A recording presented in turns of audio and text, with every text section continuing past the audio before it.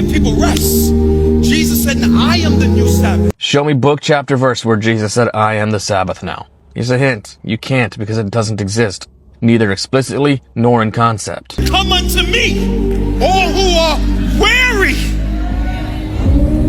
heavy laden with religion, and me, the new Sabbath. Now he references Matthew 11:28-30 as his reason for saying Jesus is the Sabbath now, but that verse doesn't actually say that.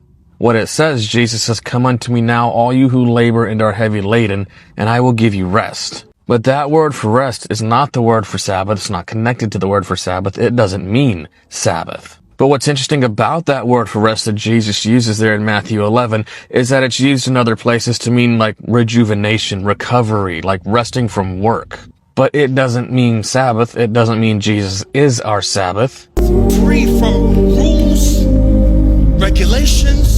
Question, where does Jesus give us freedom from rules and regulation? Sure, from man's traditions, from man's ridiculous rules, say the Pharisees' rules, for example, but he doesn't give us freedom from his law. See, this is where modern Christianity's fight against the Sabbath begins to reveal itself for what it really is. See, what's really underneath these claims of Jesus is my Sabbath, or we don't have to keep the Sabbath, or the Sabbath is just for the Jews, is a love of sin. Because think about it, if modern Christianity can claim that God's law has been done away with, even if they're just claiming the Sabbath, then what they've done is they've given themselves an excuse to stay in sin.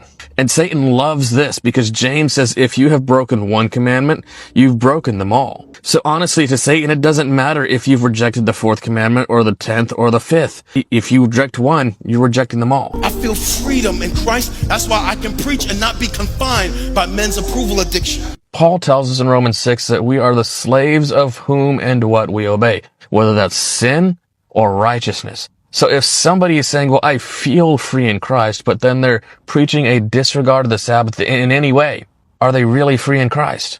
Or are they really just relying on their own personal feelings? See, my friends, Jesus is not our Sabbath. He's not your Sabbath. He is not a day. Colossians 1 and John 1 say that Jesus created everything, and as such, then he cannot be the Sabbath. As usual, friends, test everything by the Bible and let me know in the comments what you think. And be sure also to hit all these buttons right here so that other people learn this same truth.